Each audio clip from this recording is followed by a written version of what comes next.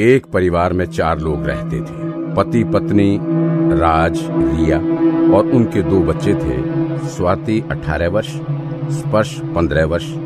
ये चारों मॉल में शॉपिंग करने गए थे और मॉल में घूम रहे थे। 2 दिन बाद होली का त्योहार आने वाला था। कल होली का दहन है, पूजा का सामान भी तो लेना है। मम्मी, मैं भी पूजा करने आपके साथ चलूंगी। हमारे मोहल्ले में ही होली का दहन होगा। आसपास के सब लोग वहीं पूजा करेंगे। पर पापा, वो तो बहुत बोरिंग होता है। न कोई म्यूजिक, न मस्ती, न डांस। ये होली का पूजन है, कोई तुम्हारे कॉलेज का फंक्शन नहीं है जो म्यूजिक और डांस हो। ठीक है ठीक है। स्वाति ने एक नया सफेद कुर्ता खरीदा और स्पर्श ने बहुत सारे रंग और पिचकारी खरीदी। चारों अपनी कार में घर वापस आ रहे। मॉल से घर ज्यादा दूर था और बीच में थोड़ा सुनसान रास्ता भी था। दोनों तरफ पेड़ ही पेड़ थे। तभी स्वाति ने वहां पेड़ों के बीच एक जगह थोड़ी दूर लकड़ियों के ढेर देखे। कुछ देर में वो घर पहुंच गए। स्वाति ने अपनी दोस्त संजना को कॉल की। हेलो संजना, तुम होली वाले दिन मेरे घर आओगी ना? हाँ, जरूर आऊंगी। सुनो, तुम कल भी मेरे घर आ जाना। कल होली का पूजन है और मेरे पास एक बहुत अच्छा प्लान है। मैं कल ही बताऊंगी तुम्हें। Okay, bye. अगले दिन दोपहर में घर की घंटी बजती है। स्वाति दरवाजा खोलती है। दरवाजे पर संजना होती है। दोनों स्वाति के कमरे में बैठकर बातें करते हैं। अच्छा, अब तो बता दे, क्या प्लान है तुम्हारा आज का? देख, आज होली का पूजन है और हमारे मोहल्ले में होली का पूजन में बिल्कुल मजा नहीं आता। तो क्या, हम दोनों इसे मजेदार बनाएंगे। और वो कैसे? कल मैंने एक जगह पर लकड़ी के ढेर देखे थे। हम वहाँ जाएंगे और होली का पूजन और होली का दहन वही करेंगे। तभी स्वाति की माँ रिया कमरे में चाय लेकर आती है। क्या बातें हो रही है तुम दोनों में? हाँ, कुछ नहीं मम्मी, बस संजना कह रही थी कि उसे थोड़ा बाजार का काम है और उसकी स्कूटी भी आज इसका भाई ले गया है, तो ये चाहती है कि मैं इसके साथ बाजार जाऊं, लेकिन मेरा बिल्कुल मन नहीं है। संजना हैरानी से स्वाति की तरफ देखती है और मुस्कुराती है। अरे, क्यों मन नहीं है? तुम चाय पीकर इसके साथ बाजार जाओ। पर मम्मी, भर कुछ नहीं, बस टाइम से घर आ जाना। संजना और स्वाति चाय पीकर घर से निकल पड़ते हैं। दोनों उस सुनसान जगह पर पहुंचते हैं। वो जगह सड़क से थोड़ी दूर होती है। स्वाति बैग में से छोटा स्पीकर निकालती है। ये स्पीकर किस लिए? डांस करेंगे, तभी तो मजा आएगा। हम यहाँ मस्ती करने आए हैं और उसके लिए म्यूजिक जरूरी है। वो आगे जाती है। वहाँ कोई लकड़ियों के ढेर नहीं होते। यहाँ क्यों आई हो तुम? यहाँ तो कुछ भी नहीं है। लेकिन कल तो यहीं इतनी सारी लकड़ियां थी। चल, थोड़ा आगे चलकर देखते हैं। नहीं यार, रहने दे, बहुत सुनसान है यहाँ, मुझे अच्छा नहीं लग रहा है। चल घर चलते हैं। अरे कुछ नहीं होता, चलो मेरे साथ। थोड़ा और आगे जाने पर उन्हें वहाँ लकड़ियों का एक ढेर दिखता है, पर वो जल रहा होता है। ये क्या? ये तो जल चुका है। इसमें से गंदी बदबू आ रही है। ऐसा लग रहा है कि किसी इंसान की चिता जल रही है। मुझे सच में डर लग रहा है। प्लीज चल यहाँ से। बिल्कुल नहीं, यहाँ हर तरफ पेड़ है, नीचे कुछ लकड़ियाँ और पत्ते गिरे हुए हैं। हम इकट्ठा करके इसमें डाल देते हैं ताकि ये ज्यादा देर तक चले। तुम होली का पूजन करने आई हो या पिकनिक मनाने? अब तो होली का दहन ही हो गया। पूजन तो पहले किया जाता है, मैं क्या कर सकती हूँ। स्वाति यहाँ वहाँ से लकड़ियाँ इकट्ठी करके उस जलते हुए ढेर पर गिरा देती है और स्पीकर में गाने चला लेती है और उसके चारों ओर नाचती हुई घूमती रहती है। संजना एक तरफ खड़ी रहती है। तभी अचानक स्वाति बेहोश होकर गिर जाती है। संजना डर जाती है। स्वाति, उठो, क्या हुआ तुम्हें? स्वाति बेहोशी की हालत में ही जमीन पर यहाँ से वहाँ होने लगती है, जैसे कोई उसे आगे पीछे घसीट रहा हो। फिर अचानक वो आंखें खोलती है तो उसकी आंखें बिल्कुल सफेद होती हैं और होंठ बिल्कुल काले और रूखा चेहरा होता है। संजना जोर से चीख मारती है। स्वाति उल्टे कदमों से पीछे जाती है और पेड़ पर चढ़ने लगती है। संजना डर के मारे वहां से भाग जाती है। वो पैदल ही अपने घर तक पहुंच जाती है। शाम के वक्त स्वाति अपने घर आ जाती है। आ गई तुम? संजना कहाँ है? हो गई उसकी शॉपिंग? शायद उसे कुछ याद नहीं होता। वो चुपचाप अपने कमरे में चली जाती है। क्या हुआ स्वाति? बोल क्यों नहीं रही हो तुम? अगले दिन होली होती है। स्वाति संजना को कॉल करती है, वो कॉल नहीं उठाती। मोहल्ले में सब लोग और स्वाति का परिवार आपस में होली खेल रहे होते हैं। स्वाति भी अपना सफेद कुर्ता पहनकर घर से बाहर आती है और सबको रंग लगाती है। तभी स्वाति को भीड़ में एक औरत दिखाई देती है जो काली साड़ी पहनी हुई होती है, लेकिन उसका चेहरा साफ दिखाई नहीं देता। फिर वो औरत गायब हो जाती है। थोड़ी देर में स्वाति मुड़कर देखती है, वो औरत उसके घर की तरफ जाती हुई दिखाई देती है। स्वाति भागकर उसके पीछे घर में जाती है। कौन हो तुम? उसे जोर जोर हर तरफ से रोने की आवाजें सुनाई देती हैं। कौन हो? मेरे सामने आओ। रुको, तुम कौन हो? तभी वो औरत उसे सीढ़ियों पर चढ़ती हुई दिखाई देती है। वो उसके पीछे छत पर चली जाती है। औरत आगे बढ़ती जाती है। वो औरत स्वाति की तरफ घूम जाती है। उसका चेहरा भयानक होता है। उसकी आंखें सफेद और होंठ काले होते हैं। चेहरे पर जख्म होते हैं। उसकी आंखों से खून के आंसू निकल रहे होते हैं। उसके हाथ बहुत घिनौने, डरावने और बड़े होते हैं। वो कोई इंसान नहीं बल्कि एक औरत का भूत होता है। स्वाति चीख मारती है और वापस जाने के लिए मुड़ती है तो सीढ़ियों का दरवाजा बंद हो जाता है। मेरी चिता जल रही थी और तू वहाँ नाच रही थी। मुझे माफ कर दो प्लीज। उस आदमी ने मेरी हत्या करके मुझे जंगल में जाकर जला दिया और तू वहाँ जश्न मना रही थी। मैं आपको इंसाफ दिलाऊंगी, मुझे जाने दो प्लीज प्लीज। तू जिंदा नहीं रह सकती। तेरी मौत से ही मेरी आत्मा को शांति मिलेगी। और वो स्वाति को छत से धक्का दे देती है। स्वाति नीचे गिरती है और उसकी वहीं मौत हो जाती है। सब लोग वहां भागकर आते हैं और मातम छा जाता है। स्वाति के कुर्ते के पीछे 2 बड़े बड़े हाथों के निशान होते हैं। ये तो किसी चुड़ैल के हाथ के निशान लग रहे हैं। स्वाति के माँ बाप और भाई रोते हैं, लेकिन किसी को भी उसकी मौत का राज पता नहीं लगता। तभी स्वाति की माँ रिया संजना को कॉल करती है। वो कॉल नहीं उठाती। रिया और राज संजना के घर पहुंच जाते हैं और वहां भी सब होली खेल रहे होते हैं। रिया संजना के पास जाती है और उसे स्वाति के बारे में बताती है। संजना घबराकर एक दिन पहले हुई सारी घटना के बारे में बता देती है। रिया और राज संजना को लेकर उस जगह पर पहुंचते हैं। वहां पुलिस छानबीन कर रही होती है। यहाँ क्या हुआ है सर? 2 दिन पहले एक आदमी ने अपनी पत्नी की हत्या करके कल उसकी लाश को यहाँ जला दिया था। उस आदमी ने आज ही पुलिस के सामने सरेंडर किया है, इसलिए हम यहाँ जांच करने आए हैं। रिया समझ गई थी कि उस औरत की जलती हुई चिता के पास जश्न मनाने के कारण स्वाति की मौत हो गई। उस औरत ने स्वाति से बदला लिया था।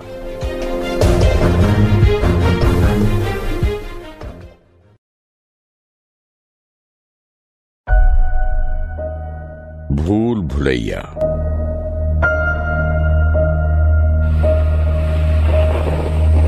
कार्तिक, बलजीत और धीरज तीनों ही बहुत पक्के दोस्त थे। धीरज का जन्मदिन मनाकर उसकी गाड़ी में बैठकर तीनों दोस्त अपने घर जा रहे थे। धीरज ने कार्तिक और बलजीत की तरफ देखा तो उसे लगा कि जैसे दोनों नींद में हों। अरे क्या हुआ बलजीत और कार्तिक, तुम लोग ऐसा क्यों बैठे हो? कुछ बात करो भाई, अभी से नींद आ रही है क्या? मुझे तो सच में नींद आ रही है। चलो तो तुम्हारी नींद भगा देता हूँ बलजीत। चलो हम लोग हॉरर मूवी देखने चलते हैं। इतनी बात सुनते ही बलजीत और कार्तिक दोनों की नींद मानो हवा हो जाती है। अरे भाई मजाक में भी ऐसी बात मत किया कर, तुझे तो पता है मुझे भूतों से कितना डर लगता है। धीरज हंसने लगता है और उन दोनों की एक नहीं सुनता और एक सिनेमा घर के आगे अपनी गाड़ी रोक देता है। कार्तिक और बलजीत नजर उठाकर देखते हैं तो पोस्टर में एक बहुत ही डरावनी फिल्म लगी हुई दिखती है। धीरज हंसने लगता है। क्या हुआ, अभी से डर गए? अरे भाई क्यों हमारी जान के पीछे पड़ा है? तुझे डर नहीं लगता? हमें तो लगता है। धीरज उन लोगों की एक भी बात नहीं मानता और वो 3 टिकट खरीद कर शो देखने के लिए अंदर चला जाता है। वो देखता है कि उस पूरे हॉल में सिर्फ वही 3 लोग बैठे हुए हैं। मुझे तो ये सब ठीक नहीं लग रहा है, यहाँ पर हम सिर्फ 3 लोग ही क्यों हैं? धीरज फिर से हंसने लगता है। अरे अब तो और मजा आने वाला है। अब देखता हूँ तुम लोगों का चेहरा कैसे डर के मारे लाल पीला होने लगता है। कार्तिक और बलजीत एक दूसरे से चिपक कर बैठे रहते हैं क्योंकि फिल्म बहुत ज्यादा डरावनी थी। उसमें एक एक करके सारे दोस्त मरते जाते हैं। आखिर में 3 दोस्त बचते हैं जो अपने फार्म के केबिन में बैठकर शराब पी रहे होते हैं।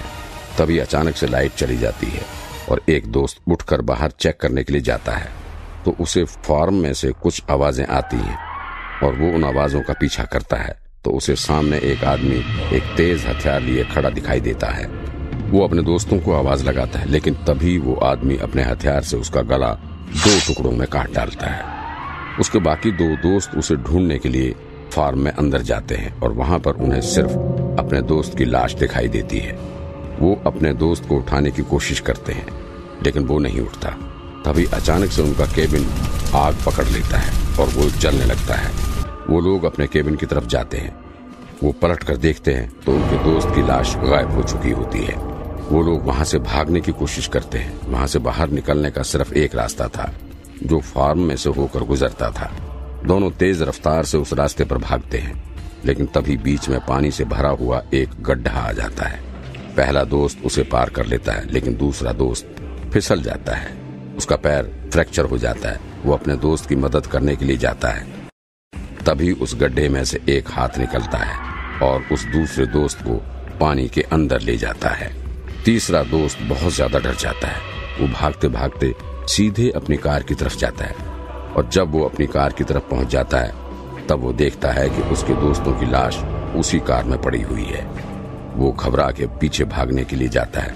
तभी अपने सामने वो देखता है एक धारदार हथियार लिए भयानक दिखने वाला आदमी खड़ा हुआ होता है और उसकी तरफ देखकर मुस्कुरा रहा होता है। इतने में उसके दोस्त की लाशें उसे पीछे से पकड़ लेती हैं और वो आदमी अपने हथियार से उसकी तरफ आगे बढ़ रहा होता है और जैसे ही वो उसे चक्कू मारने वाला होता है वो हार्ट अटैक से मर जाता है।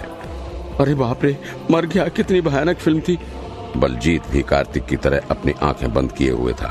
खत्म हो गए क्या, जल्दी बता। धीरज जोर जोर से हंसने लगता है। क्या यार, तुम दोनों बस ये देखकर ही इतनी बुरी तरह से डर गए। अरे क्या तुम लोग बच्चों की तरह डर रहे हो? फिल्म ही तो थी, खत्म हो गई। मुझे तो ये देखकर बहुत मजा आया। वो तीनों दोस्त बाहर निकलने के लिए दरवाजे की तरफ बढ़ते हैं लेकिन देखते हैं कि दरवाजा बंद है। तभी बाहर से गार्ड कहता है, साहब मेन डोर लॉक हो गया है, आप लोग पीछे के रास्ते से आ जाइए। वो तीनों लोग पीछे निकलने लगते हैं। तभी धीरज देखता है कि एक भूल भुलैया सिनेमा हॉल के पीछे बना हुआ है जिसमें से एक रास्ता मेन रोड तक जाता था। अरे वो देखो, एक भूल भुलैया। हम लोग सीधा सीधा क्यों जा रहे हैं? चलो ना ये रास्ता लेते हैं। देख भाई, हमने भी अभी तक तेरी सारी बातें मानी हैं।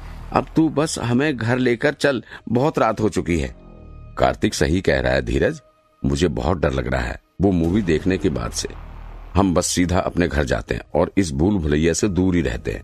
कार्तिक और बलजीत उसे काफी समझाते हैं लेकिन धीरज नहीं मानता और वो ये कहते हुए उस भूल भुलैया में चला जाता है कि चाबी उसके पास है। अगर वो इसमें गुम हो गया तो कोई भी घर नहीं जा पाएगा। कार्तिक और बलजीत ना चाहते हुए भी उसके पीछे पीछे चलने लगते हैं। थोड़ी ही दूर आने पर वो तीनों देखते हैं कि वहां से आगे जाने के 3 रास्ते हैं। तुम लोग एक काम करो, मैं इस रास्ते से आता हूँ, तुम लोग इन 2 रास्तों से चलो।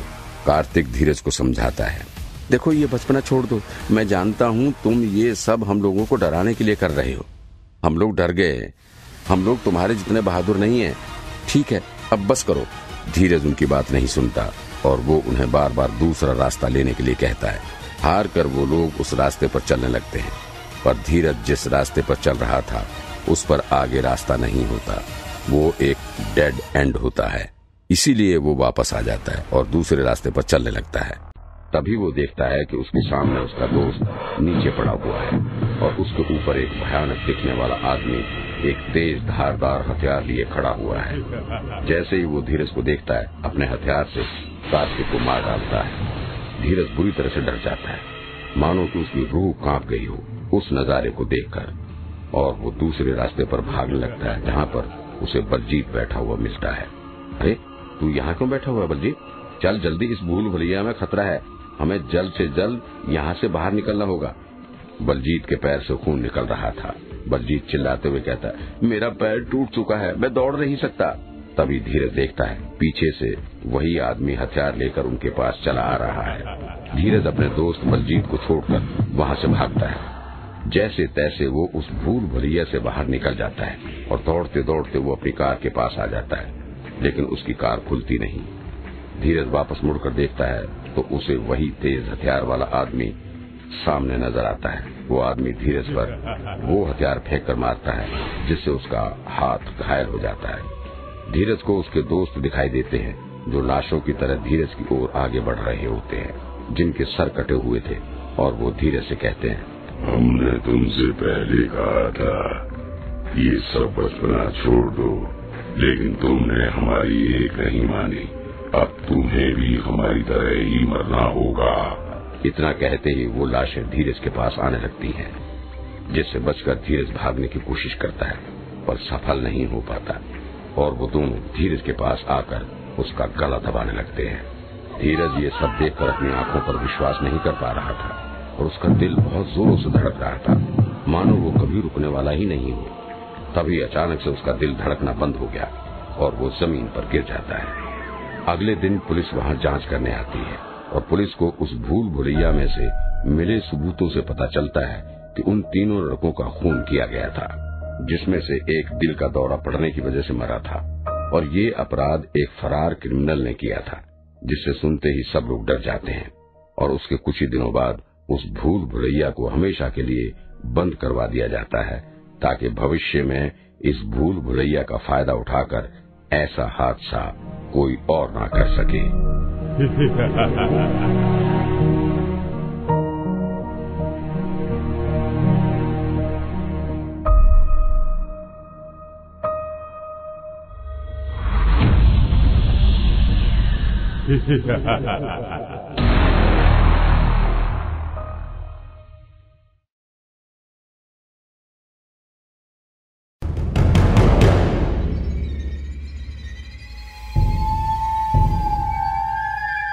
राजन कार ड्राइव करते हुए एक ऑफिस के बाहर गाड़ी रोक देता है। रौनक, दीपक, प्रतीक और केशव के साथ ऑफिस से बाहर आता है और गुस्से में राजन से कहता है, कामचोर, आज रिजल्ट खुलने वाला है, कहाँ मर गया था इतनी देर तक?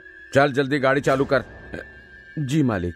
वो सारे लोग कार में बैठ जाते हैं और थोड़ी देर के बाद स्ट्रांग रूम के पास मतगणना स्थान के पास पहुंच जाते हैं, जहां पर कई लोगों की भीड़ लगी हुई थी।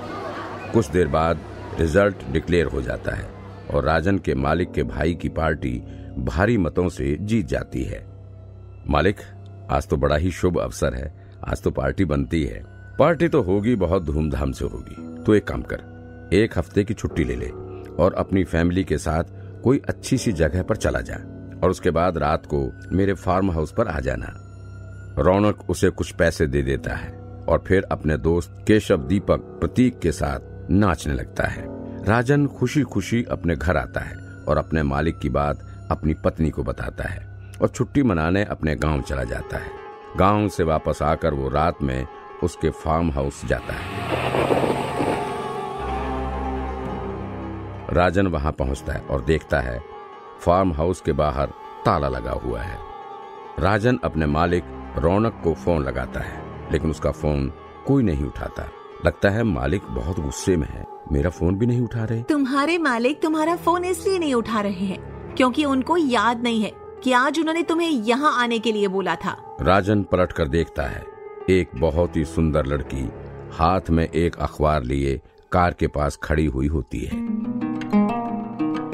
तुम कौन हो और यहाँ क्या कर रही हो? मेरा नाम कृतिका चौहान है और मैं तुम्हारा ही इंतजार कर रही थी। रौनक ने मुझे यहाँ बुलाया था, लेकिन उसका काम पूरा नहीं हुआ, फिर वो मुझे छोड़कर कहीं चला गया। अब तुम बताओ मैं क्या करूं? मैं कैसे मान लूं कि तुम मेरे मालिक को जानती हो? कृतिका उसे एक फोटो देती है जिसमें वो और रौनक साथ खड़े हुए थे और कैमरे को देखकर मुस्कुरा रहे थे। मैं तुम्हारे मालिक की दोस्त हूँ और मुझे पता है वो कहाँ गया है, और इसलिए मैं चाहती हूँ कि तुम मुझे उसके यहाँ छोड़ दो। ठीक है, आप बैठ जाइए। वो दोनों कार में बैठ जाते हैं और राजन उस लड़की के बताए पते पर जाने लगता है। तभी बारिश शुरू हो जाती है। अंधेरे में कार चलाते हुए उसे ज्यादा कुछ नहीं दिखाई दे रहा था, इसीलिए वो गाड़ी स्लो चला रहा था। राजन मिरर में देखता है कि वो लड़की अखबार पढ़ रही है। लगता है आपको अखबार पढ़ने का बहुत शौक है, इसीलिए तो इतनी रात को भी आप पढ़ रहे हैं।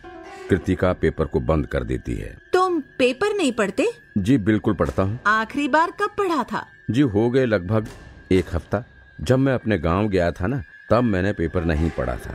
मुझे ये पता चल ही गया था कि चुनाव कौन जीता। चुनाव में सिर्फ हार जीत नहीं होती, जीत का जश्न भी होता है। हाँ होता तो है। मेरे मालिक जश्न मनाने के लिए ही अपने फार्म हाउस पर गए होंगे और फिर किसी काम से वहाँ से चले गए होंगे, आपको अकेला छोड़कर।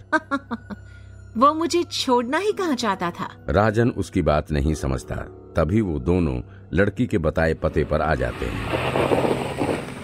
माफ कीजिएगा, लेकिन मैं ये घर पहली बार देख रहा हूँ। आपको पक्का यकीन है कि मालिक यहीं आए होंगे? मुझे पता है तुम्हारा मालिक यहीं है और ये मेरा घर है। राजन को कृतिका अपने घर आने के लिए कहती है। राजन अपने मालिक के डर से उस लड़की का कहा मान जाता है। तुम अंदर चलो, मेरा एक आखिरी काम अभी बाकी है। अंदर जाते ही तुम्हें मेरी मेड दिखेगी। तुम उससे कहना कि तुम रौनक के ड्राइवर हो। मेरा नाम मत लेना, मैं अभी आती हूँ। राजन अंदर चला जाता है। उसे मेड दिखती है और वो उसे कृतिका के कहे अनुसार बताता है कि वो रौनक का ड्राइवर है। मेड उसे सर पोंछने के लिए टॉवल देती है और फिर थोड़ा सा नाश्ता। कृतिका मैडम दिखाई नहीं दे रहे, क्या वो अंदर आकर सीधा सो गई? कैसी बात कर रहे हैं आप? क्या आपको पता नहीं, 4 दिन पहले ही कृतिका मैडम की डेड बॉडी सड़क के बीच मिली थी। राजन उस समय चाय पी रहा होता है। उसके हाथ से प्याली गिर जाती है। लेकिन मैं तो अभी अभी उन्हीं के साथ यहाँ आया हूँ। क्यों मजाक कर रहे हैं? आपके मालिक भी तो 2 दिन से दिखाई नहीं दे रहे। कहाँ है वो आजकल? इतना कहकर मेड चली जाती है। राजन को कुछ समझ में नहीं आता और वो अपनी कार की तरफ भागता है। कार के अंदर जाते ही वो देखता है पीछे की सीट पर एक न्यूज़पेपर पड़ा होता है जो कृतिका पढ़ रही थी। वो उस पेपर को उठाता है जिसमें 4 दिन पुरानी खबर होती है। 21 साल की लड़की की लाश बीच सड़क पर पाई गई, जिसकी जांच के बाद ये पता चला कि उसे चलती गाड़ी से किसी ने फेंक दिया होगा। उसके शरीर पर कुछ चोट के निशान भी पाए गए। आखिरी बार सूत्रों के मुताबिक उसे रौनक रायचंदानी के फार्म हाउस पर पार्टी करते हुए देखा गया था। लड़की का नाम कृतिका चौहान बताया जा रहा है। राजन को कुछ समझ में नहीं आता। वो अपनी कार तेजी से भगाने लगता है। तभी वो देखता है कि उसकी डिक्की खुली हुई है। वो अपनी कार रोककर डिक्की बंद करने के लिए जाता है तो उसकी आंखें फटी की फटी रह जाती हैं। उस कार की डिक्की में रौनक, दीपक, केशव और प्रतीक की लाश पड़ी हुई थी। राजन कुछ देर वहीं बैठ जाता है, लेकिन फिर हिम्मत करके कार को पुलिस के पास ले जाता है। इन लोगों की 2 दिन पहले हत्या हो गई थी, लेकिन आश्चर्य की बात यह है कि हत्या के 2-3 घंटे बाद ही इन लोगों की लाशें गायब हो गई थी और अब इन लाशों को अचानक कहीं से तुम लेकर आए हो और तुम कह रहे हो कि ये यहाँ कैसे आई? तुम्हें कुछ पता नहीं? सच सच बताओ, इनकी मौत के बारे में क्या जानते हो तुम? मेरा इसमें कोई हाथ नहीं है माई बाप। अगर मैंने उनका कुछ बिगाड़ा होता तो खुद पुलिस के पास क्यों आता? मुझे लगता है उनकी हत्या उसी लड़की ने की है जिसकी कुछ दिन पहले मौत हो गई थी। उस लड़की का नाम कृतिका चौहान था। ये सब बकवास है, भूत प्रेत का मामला नहीं है। मुझे लगता है इस लड़की और बाकी लोगों को किसी ने मारा है। हम जल्द से जल्द इसका पता लगा लेंगे। तुम अपना शहर छोड़कर कहीं नहीं जाओगे। तुम्हारी कार पुलिस जब्त कर लेगी और तुम्हारे साथ पूछताछ की जाएगी। पुलिस जब भी तुम्हें बुलाएगी तब तुम्हें पुलिस स्टेशन आना होगा। मुझे तुम पर कोई शक नहीं है। तुम बहुत ही सीधे साधे इंसान लगते हो, लेकिन फिर भी ये हमारा काम है सभी पर शक करना। राजन वहां से चला जाता है और पैदल ही अपने घर जाने लगता है। तभी उसे बीच रोड पर एक पेपर दिखाई देता है। राजन पहले तो कुछ सोचता है, लेकिन फिर उस पेपर को उठा लेता है। वो उस पेपर में एक खबर पढ़ता है। अपने फार्म हाउस में पार्टी कर रहे रौनक रायचंदानी अपने 3 दोस्तों के साथ मृत अवस्था में पाए गए। हैरत की बात यह है कि चंद घंटों बाद ही उनकी लाशें रहस्यमयी तरीके से चुरा ली गईं और उनकी मृत्यु कैसे हुई इसकी पुष्टि नहीं हो पाई। पुलिस छानबीन में लगी हुई है। कमिश्नर वीपी सिंह का कहना है कि हत्यारा जो कोई भी हो जिंदा नहीं छोड़ा जाएगा। राजन अपने घर ना जाकर फार्म हाउस जाने की सोचता है। वो पैदल उसी रास्ते चलने लगता है। तभी रास्ते में उसे एक टूटी हुई चूड़ी दिखाई देती है। उसे लगता है हो ना हो एक्सीडेंट यहीं हुआ होगा। वो आसपास देखता है तो उसे एक टूटा हुआ फोन मिलता है। वो फोन उठाकर देखता है तो उसमें एक वीडियो दिखाई देता है। रौनक को मैं अच्छा दोस्त मानती थी, लेकिन उसके इरादे नेक नहीं थे। वो मेरे साथ पार्टी में जबरदस्ती करना चाहता था। मैंने उसे उसके फार्म हाउस पर थप्पड़ मार दिया था। मुझे लगा रौनक शांत हो जाएगा, लेकिन उसने अपने दोस्तों के साथ मिलकर मुझे कार में बिठा दिया और जब उसका जोर मुझ पर नहीं चला तब उसने मुझे चलती हुई कार से फेंक दिया। मुझे बहुत ज्यादा चोट आई है। मुझे नहीं लगता मैं बच पाऊंगी, लेकिन अगर किसी को भी ये वीडियो मिलता है तो वो उसे पुलिस को दे दे प्लीज। राजन सब कुछ समझ जाता है और वो वीडियो लेकर पुलिस के पास चला जाता है।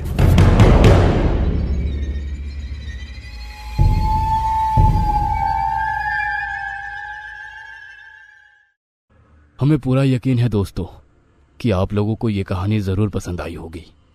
अगर आपके साथ भी कुछ ऐसे अनकहे किस्से हो चुके हैं तो प्लीज हमारे साथ शेयर करें। हम जरूर अपने चैनल पर उनको दिखाएंगे। हमारी ईमेल आईडी नीचे डिस्क्रिप्शन बॉक्स में दी गई है, तो प्लीज हमारे वीडियो और चैनल को शेयर एंड सब्सक्राइब करें और बने रहे हमारे साथ ऐसे ही अनकहे किस्से और कहानियां सुनने के लिए।